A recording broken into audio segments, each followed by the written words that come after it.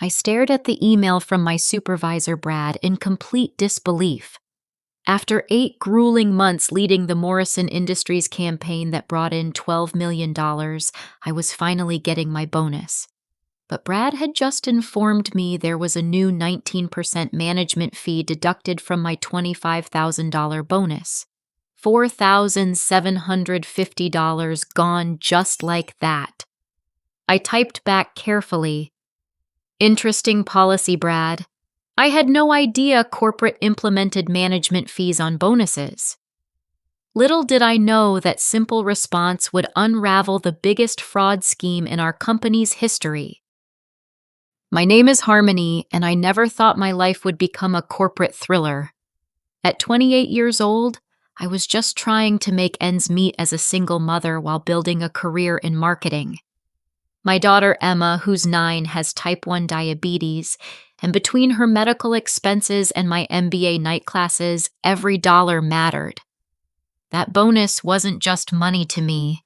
It represented months of sacrifice, late nights, and missing precious moments with my daughter. The Morrison Industries campaign had consumed my life since January. While other parents were at soccer games and school plays, I was flying between Detroit and Phoenix managing client relationships and coordinating massive marketing rollouts. I'd personally secured the contract after 3 months of relentless negotiations, bringing in $12 million in revenue for our consulting firm. Brad had promised me a substantial bonus for leading the project, acknowledging that my efforts had exceeded all expectations. The irony wasn't lost on me that I'd been studying business ethics in my evening MBA program while working 16-hour days. Professor Williams had been lecturing about corporate responsibility just the week before Brad's email arrived. I'd written papers about employee rights and fair compensation, never imagining I'd become a case study myself. When Brad's email landed in my inbox that Tuesday afternoon, I read it 3 times before the words sank in. Hi, Harmony. Great news about your Morrison bonus. There's a new company policy regarding management oversight fees on project bonuses. We're implementing a 19% management fee to cover administrative costs and supervisory guidance. Your adjusted bonus amount is $20,250. Congratulations on your hard work. My hands trembled as I calculated the missing money. $4,750. That was Emma's insulin supplies for 6 months or half my semester tuition. I sat in my gray cubicle surrounded by Morrison Industries campaign materials and congratulatory notes from clients, feeling like someone had punched me in the stomach. During my lunch break, I decided to investigate quietly. I walked over to Jessica's desk. She was a junior account manager who'd received a smaller bonus the previous quarter. Jessica was 25, fresh out of college, and still paying off student loans while living in a tiny studio apartment. Hey, Jessica, I said casually, did you hear about the new management fees on bonuses? Her face darkened immediately. You mean the 15% they took from mine last quarter? I was so confused about that. Nobody explained it properly, and I was afraid to ask too many questions since I'm still on probation. My heart sank. This wasn't new. This was a pattern. Tyler, our graphic designer, overheard our conversation and walked over. Tyler was 32, recently divorced, and struggling to pay child support while supporting his elderly mother. Are you talking about bonus deductions? They hit me with something called an administrative processing fee on my Christmas bonus. Took out $300. I figured it was normal since I'm new to corporate jobs. 3 different people. 3 different mysterious fees. All targeting employees who were financially vulnerable and unlikely to challenge authority. That evening, I spent hours reviewing our company policy manual online. I searched through every section about compensation bonuses, administrative fees, and management oversight. Nothing. Not one single mention of management fees on bonuses anywhere in the official documentation. The next morning, I decided to test the waters with Linda from Human Resources. Linda was in her 50s, had been with the company for 15 years, and prided herself on knowing every policy inside and out. "Linda, quick question," I said, stopping by her office with a friendly smile. "I'm updating some client materials about our internal processes. Can you point me to the section in our policy manual that covers management fees on employee bonuses?" Linda's brow furrowed. "Management fees on bonuses?" Harmony. "I'm not familiar with any such policy. Are you sure you have the right terminology? Maybe you're thinking of tax withholdings or retirement contributions." "No, this would be a percentage fee charged by supervisory staff for administrative oversight of bonus calculations." Linda pulled up her computer and spent several minutes searching through policy databases. "I'm not finding anything like that, honey. Who told you about this fee structure?" "Oh, it might be something new that hasn't been updated in the system yet. Thanks for checking." I left her office with my suspicions confirmed. There was no legitimate policy. Brad was stealing from us. That afternoon, I noticed Brad's new BMW in the parking lot. It was a sleek black sedan with temporary tags clearly purchased within the last few weeks. I'd heard him talking on his phone about his recent ski trip to Aspen, mentioning expensive restaurants and luxury hotel suites. These weren't expenditures that aligned with his stated salary level as a mid-level marketing supervisor. As I walked back to my car that evening, the pieces started forming a disturbing picture. Brad was systematically stealing from employees who couldn't afford to fight back using their financial desperation against them. The question was, how long had this been going on, and how many people had he victimized? I sat in my used Honda Civic looking at Brad's shiny new BMW and realized my innocent email response might have been more significant than I'd intended. By acknowledging his interesting policy without directly challenging it, I'd given him the impression that I was another compliant victim. But I wasn't going to be anyone's victim. My daughter was counting on me, and so were Jessica Tyler, and who knows how many other colleagues being quietly robbed of their hard-earned money. The next few days transformed me into a corporate detective. I started documenting everything methodically using skills from my business analytics courses to build a comprehensive case. I created encrypted spreadsheets on my personal laptop recording dates, amounts, and conversations. Every interaction with Brad became an opportunity to gather more evidence. I began reaching out to current and former colleagues, carefully framing my inquiries as casual conversations about company policies. The pattern that emerged was both systematic and heartbreaking. Brad wasn't randomly stealing from employees. He was deliberately targeting the most vulnerable people in our organization. Sandra from accounting was my first major discovery. She was 35, divorced with twin boys, and working 2 jobs to make ends meet. During a coffee break conversation, I learned that Brad had temporarily managed her department 6 months earlier during a restructuring. "He seemed so helpful at first," Sandra explained, stirring sugar into her coffee with tired eyes. "When my performance bonus came through, he personally explained the new processing fee that covered administrative overhead. $800 just disappeared. I was devastated, but I couldn't afford to lose my job by questioning management decisions." Sandra's story revealed Brad's sophisticated approach. He targeted employees going through difficult life transitions, divorces, medical emergencies, family crises, when they were least likely to challenge authority figures. He positioned himself as helpful and understanding while systematically stealing from them. Through Sandra, I learned about employees in other departments who'd experienced similar mysterious deductions. Brad had apparently requested temporary supervisory roles across multiple divisions, always coinciding with bonus payment periods. The following week, I flew to Seattle for a client presentation. While there, I arranged to meet Monica from our Pacific Northwest branch. Monica was 23, a recent college graduate drowning in student loan debt while trying to establish herself professionally. Brad managed our department for 3 months last year. Monica told me over lunch at a downtown cafe. He instituted what he called administrative oversight charges on quarterly bonuses. I lost nearly $3,000 total, but I was too scared to complain. My dad always told me not to rock the boat in my first corporate job. Monica's experience revealed the geographic scope of Brad's scheme. He was stealing from employees across state lines using his position and employees' inexperience against them. Did anyone else in your department have similar deductions? I asked. Everyone who received bonuses that quarter. There was Kevin, who was supporting his sick mother, and Rachel, who was pregnant and saving for maternity leave, and David, who was trying to pay for his wife's cancer treatments. We were all too desperate to keep our jobs to question anything. The targeting pattern became crystal clear.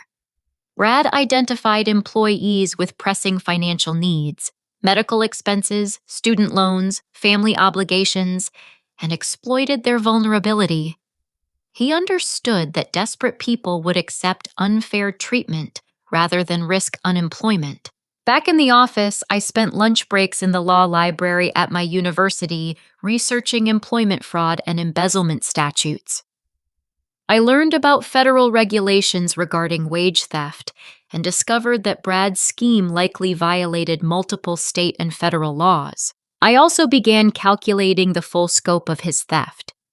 Through careful investigation, I identified at least 12 employees across 4 departments who'd been victimized over the past 2 years. Conservative estimates suggested Brad had stolen approximately $75,000 in bonus money alone, but the bonus theft was only part of the picture. While reviewing expense reports that I'd accessed for legitimate project coordination, I noticed payments to vendors I didn't recognize. Cross-referencing these with actual company services revealed suspicious patterns. Brad was approving payments to companies that provided no identifiable services. I spent an evening researching these vendor names online. Most had minimal digital footprints, basic websites with generic contact information, but no detailed service descriptions or client testimonials.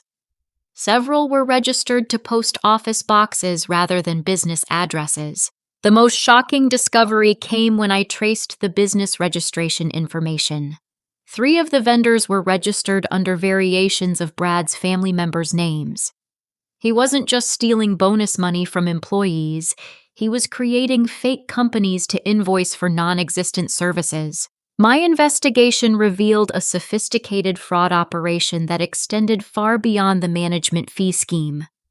Brad had positioned himself as both predator and gatekeeper, stealing from vulnerable employees, while simultaneously defrauding the company through fabricated vendor relationships.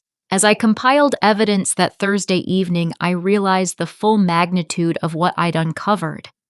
Brad had turned our workplace into his personal theft operation, targeting people who reminded him of his own past financial struggles, then exploiting those struggles for his own enrichment. The question was no longer whether Brad was stealing. The question was how to expose him without putting myself and other victims at risk. I needed a strategy that would protect the evidence while ensuring justice for everyone he'd victimized. That night, I lay awake thinking about Emma's medical needs and my own financial struggles. I could have accepted the theft, quietly grateful for the reduced bonus that would still help with our expenses. But I couldn't live with myself knowing that Brad was actively victimizing other families, stealing money that parents needed for their children's healthcare, education, and basic survival. My business ethics classes had taught me about corporate responsibility, but this was personal responsibility. I had the knowledge, skills, and evidence to stop Brad's theft operation. The only question was whether I had the courage to act. I transformed my home office into a fraud investigation center, spreading documents across my dining room table while Emma did homework nearby. She didn't understand why Mommy was working so late every night, but she sensed the importance of what I was doing. "Are you helping people at work?" she asked one evening, looking up from her math problems. "Yes, sweetheart. Sometimes grown-ups do bad things to other grown-ups, and someone has to speak up to make it stop. Like when Tommy was taking kids' lunch money at school." Exactly like that. Her innocent comparison crystallized the situation perfectly. Brad was a workplace bully stealing from people who couldn't defend themselves. Just like Tommy had targeted smaller kids, until a teacher intervened, Brad was targeting vulnerable employees, until someone with evidence and courage stepped forward. I expanded my investigation systematically, reaching out to former colleagues who'd worked under Brad's supervision. Through LinkedIn and company alumni networks, I connected with people who'd left the company over the past 3 years. Angela had worked in our Portland office before transferring to a competitor. During our phone conversation, she revealed that Brad had managed their regional accounts during a temporary reorganization period. He was so convincing, Angela said. He explained that new federal regulations required enhanced oversight fees on performance bonuses. I lost $1,500, but I was dealing with my father's funeral expenses at the time. I couldn't emotionally handle fighting about work policies while grieving. Another former colleague, Marcus, from our Dallas branch, shared similar experiences. Brad implemented what he called compliance verification charges during his temporary assignment. Several of us lost money, but we were all contractors hoping for permanent positions. Nobody wanted to seem difficult or ungrateful. The pattern was consistent across regions and time periods. Brad identified employees during vulnerable moments, bereavement, illness, job transitions, and exploited their emotional and financial desperation. He'd refined his approach over years, developing scripts and justifications that sounded legitimate to distressed employees. My neighbor Paul became an invaluable resource during this period. Paul was a retired forensic accountant who'd spent 30 years investigating white-collar crimes for federal agencies. When I explained my situation, he offered to review my evidence and provide guidance.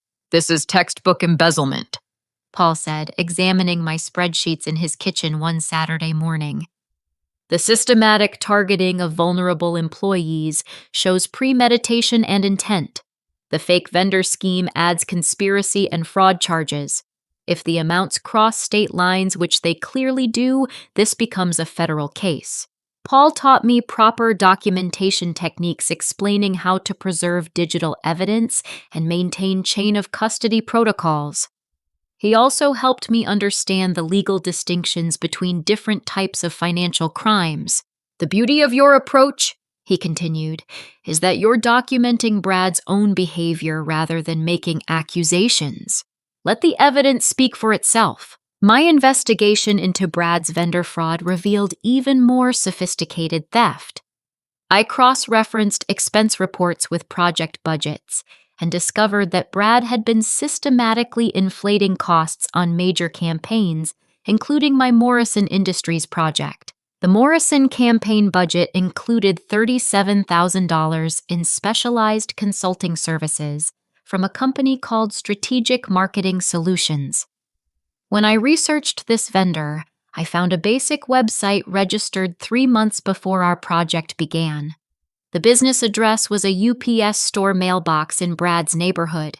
By comparing actual project deliverables with budgeted services, I calculated that Brad had stolen approximately $60,000 from the Morrison campaign alone through fraudulent vendor billing. The irony was devastating. He'd stolen money from the very project that earned my bonus, then stolen part of my bonus as well. I discovered that Strategic Marketing Solutions was one of 5 shell companies Brad had created over the past 18 months. Each company billed for vague services like market research consultation, strategic oversight, and compliance verification. None provided any identifiable work product. The shell companies were registered under names that seemed legitimate but led back to Brad's network. Strategic Marketing Solutions was registered under Sarah Bradley, Brad's mother's maiden name combined with his first name. Market Research Partners was registered under Robert Bradford, Brad's father's name with a modified surname. My business law courses had covered corporate fraud cases, but experiencing one firsthand was surreal. Brad had created an entire fictional business ecosystem designed to funnel company money into his personal accounts. He'd spent months establishing credible-looking vendors, developing false service agreements, and generating fake invoices. The scale of Brad's theft was staggering. Between bonus skimming and vendor fraud, I estimated he'd stolen over $200,000 from our company. But the human cost was even higher. 23 employees had been victimized by his bonus theft scheme, representing families struggling with medical expenses, student debt, and basic financial survival. I reached out to some of Brad's victims to understand the personal impact of his crimes. Jessica had delayed dental treatment for her daughter because of her stolen bonus money. Tyler had fallen behind on child support payments, affecting his custody arrangement. Sandra had been forced to take a second job working nights at a grocery store while maintaining her full-time accounting position. These weren't just financial crimes, they were attacks on families' medical care and children's welfare. Brad had stolen money that parents needed for insulin, school supplies, and housing payments. His theft had real consequences for real families struggling to survive in an expensive economy. As I compiled evidence that final weekend, I realized the weight of responsibility I carried. I possessed proof of systematic criminal activity that was actively harming vulnerable families. My next decision would determine whether Brad's victims received justice or continued suffering in silence. I thought about Emma's diabetes supplies purchased with money I'd saved through careful budgeting and sacrifice. I thought about Sandra's twins and Jessica's daughter and all the children whose parents were being robbed by someone they trusted. That Sunday night, I made my decision. I would expose Brad's crimes, protect his victims, and ensure that no other families would suffer from his theft. But I needed a strategy that would guarantee his downfall while protecting everyone he'd victimized. My business ethics professor had taught us that courage isn't the absence of fear, it's acting correctly despite fear. As I prepared for the confrontation ahead, I drew strength from knowing that my actions would protect families just like mine from continued exploitation. Monday morning arrived with unusual clarity. I'd spent the weekend refining my strategy, and I knew exactly how to leverage my previous email response to Brad. His interesting policy comment had given him a false sense of security, making him believe I was another compliant victim who wouldn't cause trouble. I decided to use that assumption against him. My plan was elegant in its simplicity. I would schedule a team meeting to discuss new company policies, specifically inviting CEO Robert Chen under the pretense that Brad wanted to present the management fee structure for company-wide implementation. I would frame it as Brad's initiative to ensure corporate compliance. I sent the meeting invitation Tuesday morning, carefully crafting the language. Team meeting, new bonus management policy implementation. Hi everyone. Brad has asked me to schedule a meeting to discuss the new bonus management fee structure that's being implemented across departments. Since this affects company-wide compensation policies, Brad specifically requested that CEO Robert join us to review the framework and ensure proper corporate compliance. We'll review the policy documentation, discuss implementation procedures, and address any questions about the new fee structure. Please bring any relevant policy materials or documentation. Looking forward to productive discussion. Harmony. The beauty of this approach was that it forced Brad into an impossible position. He couldn't decline the meeting without seeming uncooperative or suspicious. He couldn't admit there was no actual policy without exposing his theft. And he couldn't prevent CEO Robert from attending without raising questions about why leadership shouldn't review company policies. I scheduled the meeting for Thursday morning, giving myself 2 days to prepare the battlefield. I spent Tuesday evening organizing my evidence into professional presentations disguised as policy analysis materials. If Brad asked about my preparation, I could claim I was simply being thorough about understanding new corporate procedures. Wednesday morning, I arrived early and strategically prepared the conference room. I placed printed copies of our actual company policy manual around the table, bookmarked to sections about compensation and bonus structures. I positioned my laptop to display legitimate policy documents with my evidence files hidden but easily accessible. I also brought a folder labeled Morrison Industries Project Materials that contained my fraud documentation. If anyone questioned why I had detailed financial information, I could explain it as project management resources related to budget analysis. The conference room's setup was psychologically important. By surrounding the meeting space with legitimate policy documentation, I created an environment where Brad's false claims would immediately contrast with official company procedures. Anyone in the room could verify policy information by simply reading the manuals I'd provided. That afternoon, I received a concerning email from Brad. Harmony. I noticed you scheduled a meeting about bonus policies with Robert. I'm not sure that's necessary since these are standard administrative procedures. Maybe we should discuss this privately first. His nervousness was palpable. Brad realized that involving CEO Robert created risk he hadn't anticipated. But backing out now would require explanations he couldn't provide without exposing his crimes. I responded professionally. Hi, Brad. Since you mentioned this was a new company-wide policy, I thought it would be appropriate for leadership to review the implementation framework. I'm sure Robert will appreciate seeing how efficiently you're managing these administrative improvements. Looking forward to Thursday's discussion, Harmony. My response reinforced the narrative that this was Brad's initiative while making it impossible for him to cancel without seeming incompetent or deceptive. Wednesday evening, I prepared for every possible scenario.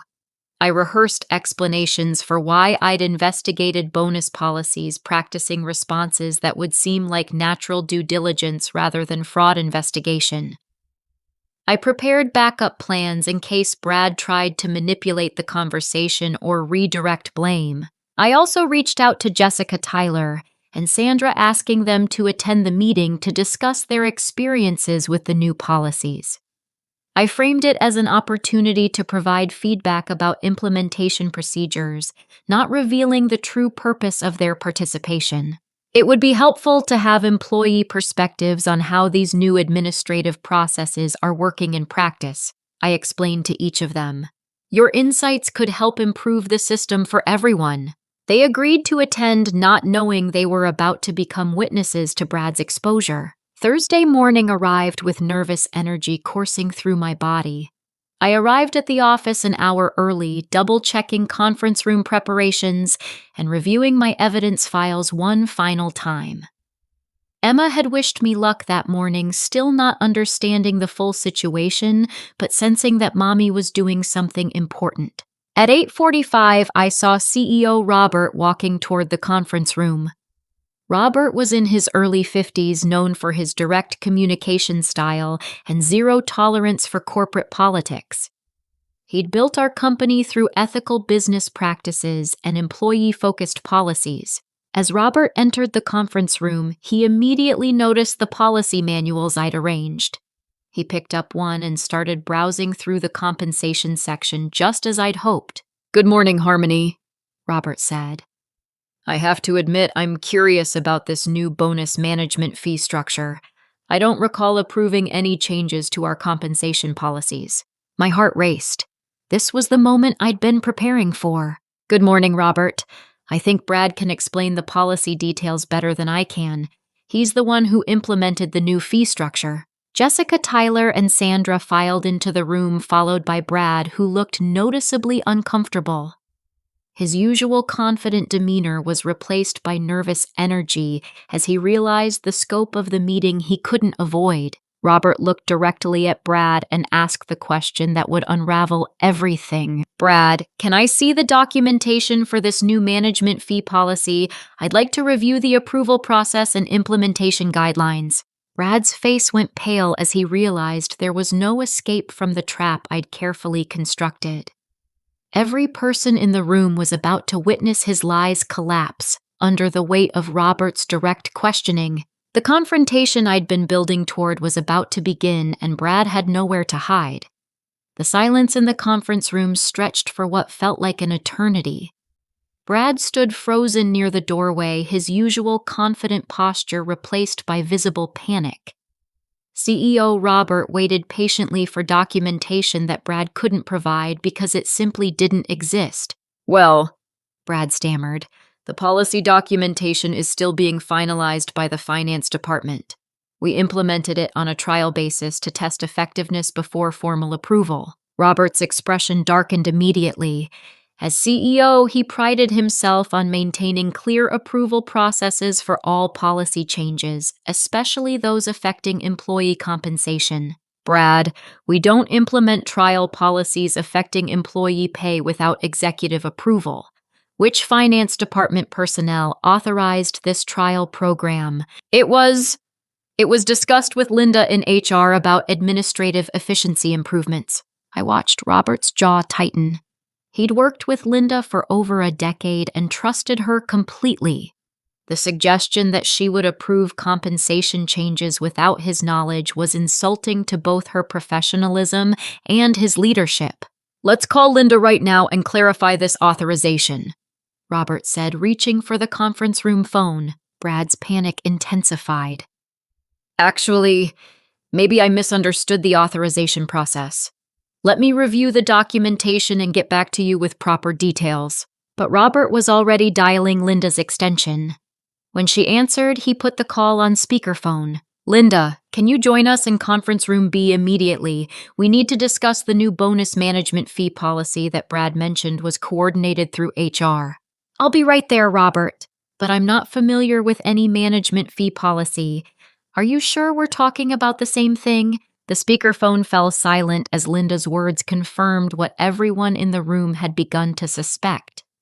There was no legitimate policy. Brad had been caught in a lie that was unraveling in real time. Linda arrived within minutes carrying a thick folder of policy documentation. She looked confused as she surveyed the tense atmosphere in the room. "Robert, I've brought all our current bonus and compensation policies. I'm not sure what management fee structure we're supposed to be discussing." CEO Robert gestured toward Brad. "Brad has been implementing 19% management fees on employee bonuses. He indicated this was coordinated through HR with your approval." Linda's face showed genuine shock and concern. "I have absolutely no knowledge of any such policy. Robert, this would be a major compensation change that would require formal approval documentation and employee notification. I would never authorize percentage deductions from bonuses without proper procedures." The room erupted as Brad's lies completely collapsed. Jessica, Tyler, and Sandra began sharing their experiences simultaneously, their voices overlapping as months of suppressed frustration poured out. "He took $800 from my bonus," Sandra said angrily. "I needed that money for my boys' school clothes." 15% from mine last quarter, Jessica added. "I was afraid to question it because I'm still new." "They called it a processing fee on my Christmas bonus," Tyler said. $300 just disappeared." Robert's face transformed from confusion to fury as he realized the scope of what he was hearing. "Are you telling me that Brad has been systematically stealing from employee bonuses?" I decided this was the moment to present my evidence.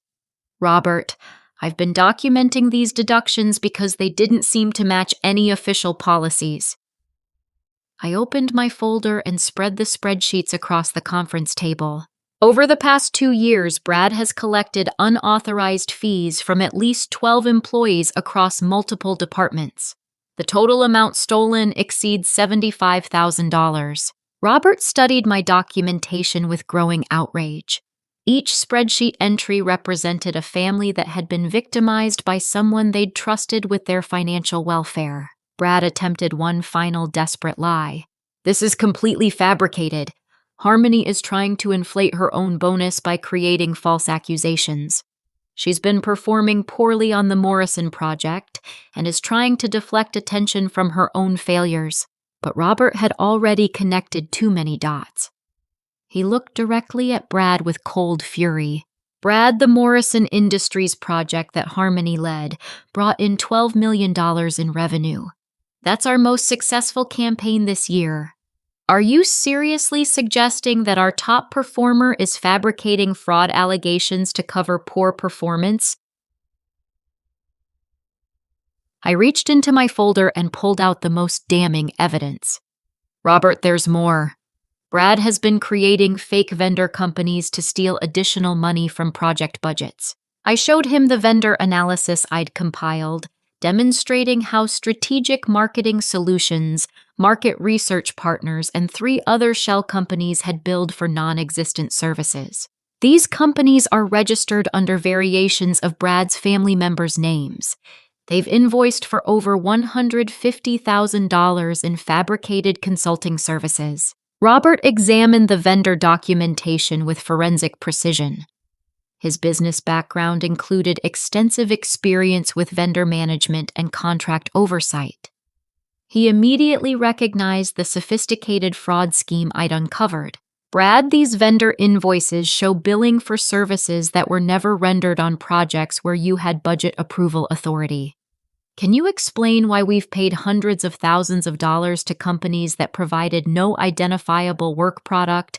Brad's final attempt at manipulation involved attacking my credibility and claiming the evidence was fabricated. But Robert had already seen enough to understand the truth. Security is on their way up, Robert announced, having discreetly called during Brad's increasingly desperate explanations. Brad, you're suspended immediately pending a full investigation. I'm also contacting federal authorities about potential embezzlement and fraud charges. As security officers entered the conference room, Brad made one last desperate plea. Robert, this is all a misunderstanding. I can explain everything if we can discuss this privately. But Robert's response was swift and definitive. The time for explanations was when I asked for policy documentation. Instead, you lied to my face while stealing from employees who trusted you. There's nothing to discuss privately. Watching Brad being escorted from the building felt surreal. The man who'd stolen from vulnerable families, who'd exploited people's financial desperation for his own enrichment, was finally facing consequences for his crimes. Robert turned to address everyone in the room. I want to personally apologize to each of you for what you've endured. This company failed to protect you from someone who abused his position of trust. We will make this right. The confrontation was over, but the real work of justice and healing was just beginning. Within hours of Brad's removal, our office transformed into the center of a major criminal investigation. Federal investigators arrived that same afternoon, led by Agent Sarah Morrison from the FBI's White-Collar Crime Division. The irony of her last name matching my successful campaign wasn't lost on me as she interviewed each victim about their experiences. Ms. Harmony, Agent Morrison said during our meeting, your documentation is extraordinary. Most embezzlement cases take months to build this level of evidence. Your attention to detail and systematic approach have provided us with everything we need to pursue federal charges. She explained that Brad's crimes crossed multiple state lines through his vendor fraud scheme, automatically triggering federal jurisdiction. The combination of employee theft and interstate fraud meant he was facing serious federal charges that could result in significant prison time. We've been investigating a network of corporate fraud schemes across the Pacific Northwest, Agent Morrison continued. Your evidence connects Brad to a larger operation we've been tracking for 18 months. This revelation stunned me. Brad wasn't just a local thief. He was part of a sophisticated criminal network that specialized in exploiting vulnerable employees across multiple companies. How many other companies has he targeted? I asked. We're still investigating, but preliminary evidence suggests at least 6 companies in 4 states. The total damages could exceed $800,000. The scope of Brad's criminal enterprise was staggering. He'd refined his employee exploitation techniques across multiple organizations, always targeting the most vulnerable workers while creating elaborate vendor fraud schemes to maximize his theft. Agent Morrison explained that my evidence had become crucial in connecting Brad to the broader investigation. The documentation you provided shows methods that match patterns we've identified at other companies. Your courage in speaking up has helped us build cases against multiple perpetrators. The federal investigation moved swiftly. Within a week, agents had frozen Brad's personal accounts, seized his BMW, and begun asset recovery procedures. They discovered that his luxury vacation to Aspen had been funded directly from stolen employee bonuses. We found evidence that Brad spent over $30,000 on personal expenses using money stolen from employee bonuses, Agent Morrison reported during a company-wide meeting. This includes luxury travel, expensive restaurant meals, and high-end purchases that he couldn't afford on his legitimate salary. The personal betrayal felt overwhelming. While Sandra was working 2 jobs to support her twins, Brad was dining at expensive restaurants. While Jessica delayed medical care, he was skiing in luxury resorts. Our financial struggles had funded his extravagant lifestyle. CEO Robert announced that the company would provide full restitution to all affected employees, plus additional compensation for the emotional distress we'd endured. This organization failed to protect you from criminal activity, and we take full responsibility for that failure. But Robert went further than simple restitution. He offered me a promotion to Regional Compliance Director, acknowledging that my analytical skills and moral courage made me ideal for preventing future fraud. Harmony, your investigation revealed systematic failures in our oversight procedures. I want you to design new systems that will protect employees and prevent this from ever happening again. The promotion came with a substantial salary increase and the opportunity to implement employee protection programs across all company locations. It was professional vindication that my integrity and investigative efforts had been recognized at the highest levels. Even more rewarding was the additional news about my Morrison Industries project. Robert revealed that the campaign had been so successful that there was an extra performance bonus waiting for me. Your work on Morrison Industries exceeded every metric we'd established, Robert explained. The client has signed a 3-year extension worth $36 million directly attributable to your relationship management and strategic planning. The additional bonus meant I could not only pay for Emma's medical expenses and my MBA tuition, but also establish an emergency fund for future healthcare needs. Financial security that had seemed impossible just weeks earlier was now within reach. The criminal case against Brad progressed rapidly.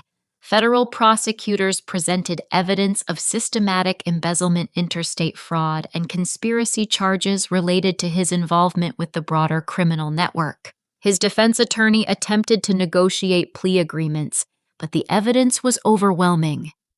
My documentation, combined with victim testimonies and financial forensics, created an unassailable case for prosecution. Brad's attorney approached us about a plea agreement, Agent Morrison informed me during a follow-up interview, but given the scope of his crimes and the number of victims involved, we're pursuing maximum charges. The investigation also revealed that Brad had been planning to expand his scheme. Agents found evidence on his personal computer showing research into other companies with vulnerable employee populations. He'd identified organizations with high numbers of single parents, recent college graduates with student debt, and employees with medical expenses. He was systematically targeting companies where he could exploit financial desperation, Agent Morrison explained. Your decision to speak up prevented him from victimizing dozens of additional families. 6 months after that first shocking email about management fees, Brad pleaded guilty to federal embezzlement, fraud, and conspiracy charges. He received a 5-year prison sentence plus full restitution orders for all victims. The restitution amount exceeded $400,000, including stolen bonuses, fraudulent vendor payments, and punitive damages for emotional distress. Federal asset seizure had recovered most of the stolen money, ensuring that victims would receive full compensation. During Brad's sentencing hearing, I provided a victim impact statement describing how his crimes had affected not just me, but all the families he'd targeted. Brad didn't just steal money, I told the court. He stole from children's medical care, parents' educational dreams, and families' financial security. He exploited people's vulnerability at their most desperate moments. The judge acknowledged the systematic nature of Brad's crimes and the particular cruelty of targeting vulnerable employees. Mr. Bradley, you abused a position of trust to exploit people who depended on you for fair treatment and honest leadership. Your crimes represent a fundamental betrayal of the employer-employee relationship. As Brad was led away in handcuffs, I felt a profound sense of closure. Justice hadn't just been served. It had been delivered with the full weight of federal law enforcement and corporate accountability. 6 months later, I stood in my new corner office overlooking the city skyline, wearing the business suit I'd purchased with my legitimate bonus money. Emma's diabetes was under excellent control thanks to the best medical care we could now afford. She was thriving in school, her energy restored by proper treatment that no longer strained our budget. The transformation in our lives felt almost surreal.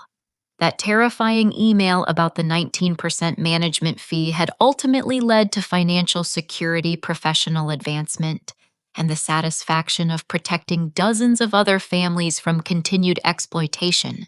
My role as regional compliance director had evolved into something I was passionate about. I'd developed comprehensive employee protection systems, created confidential reporting channels for financial irregularities, and established mentorship programs for vulnerable employees. The new policies we'd implemented were already showing results. 3 separate attempted fraud schemes had been detected and stopped before affecting employees. Our anonymous reporting system had uncovered expense account abuse vendor kickback attempts, and one supervisor who'd been pressuring employees into unpaid overtime. You've created a model program, CEO Robert told me during my 6-month performance review. Other companies are requesting consultations about implementing similar employee protection systems. The recognition felt validating, but the real satisfaction came from knowing that families like mine were now protected from financial exploitation. No parent would have to choose between challenging management and affording their child's medical care. Emma had written a school essay about our experience titled My Hero. She'd interviewed me about courage, justice, and standing up for what's right.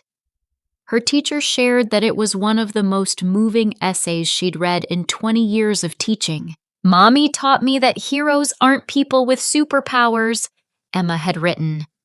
Heroes are regular people who do the right thing even when it's scary.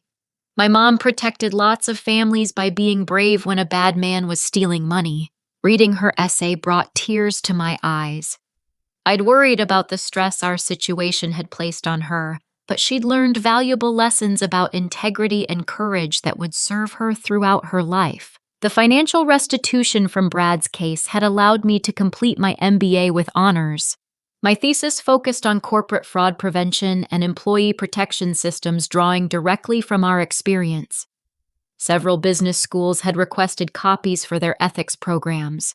Jessica had used her restituted bonus money to pursue additional marketing certifications and had recently been promoted to senior account manager. Tyler had caught up on his child support payments and was rebuilding his relationship with his children.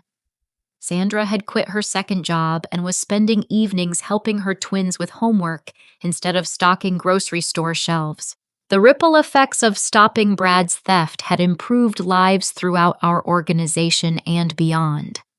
Federal investigators had used our case to break up the broader criminal network, leading to charges against 7 other perpetrators across multiple companies. Agent Morrison had stayed in touch, informing me that our case had become a training example for other fraud investigations. Your systematic approach to gathering evidence has become a template for how victims can effectively document workplace crimes, she'd told me. The most rewarding aspect of my new position was mentoring other employees who faced workplace injustices.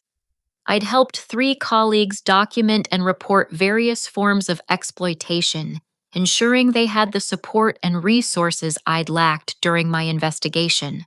You showed us that fighting back was possible, Sandra told me during a company celebration.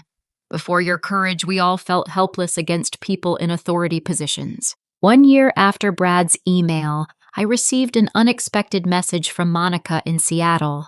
She'd been promoted to regional manager and had implemented employee protection policies based on the systems I'd developed. 2 other former colleagues had reached out with similar updates about improvements in their new organizations. The business ethics course that had been running parallel to my investigation had concluded with my professor using our case as an example of individual courage, creating systemic change.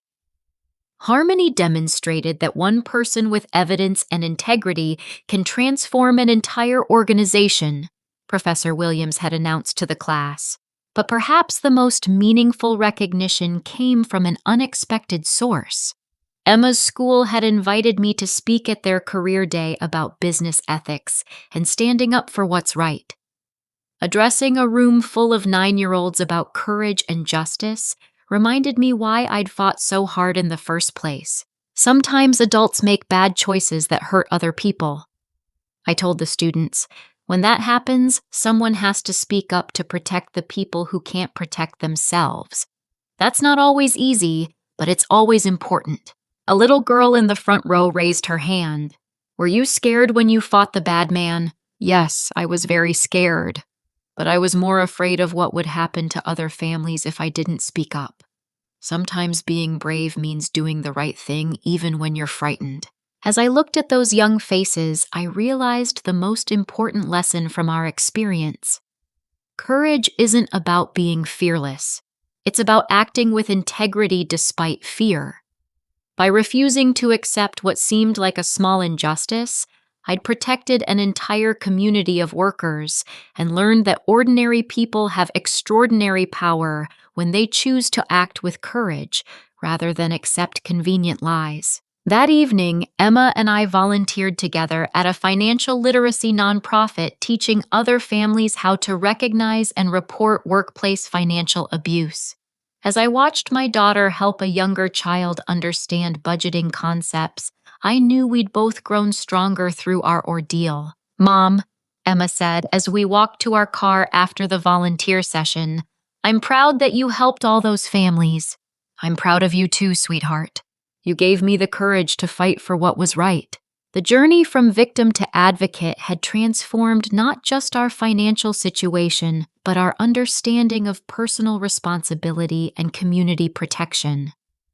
Brad's theft had been intended to exploit our vulnerability, but instead it had revealed our strength. Every family protected by the new systems we'd implemented represented a victory over the kind of exploitation Brad had practiced.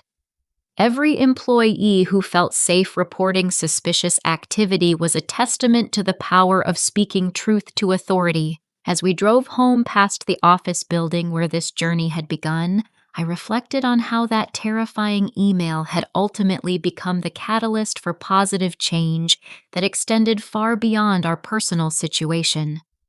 Sometimes the smallest act of courage in questioning injustice can unravel the largest schemes of corruption and protect entire communities from harm.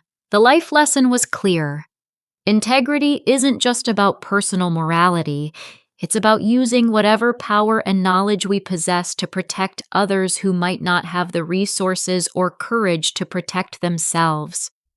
In a world where vulnerable people face exploitation every day, each of us has a responsibility to speak up when we witness injustice, regardless of the personal cost. Have you ever encountered a situation at work where something didn't seem quite right, but you weren't sure whether to speak up about it? What would you do if you discovered someone in authority was taking advantage of vulnerable colleagues? I'd love to hear your thoughts in the comments below. If this story resonated with you, please like this video to help it reach other people who might be facing similar workplace challenges. Don't forget to subscribe for more stories about standing up for what's right, and share this with anyone who might need encouragement to speak up against injustice. Thank you for listening to our story, and remember that your voice has power when you choose to use it to protect others. Together, we can create workplaces where everyone is treated with dignity and fairness.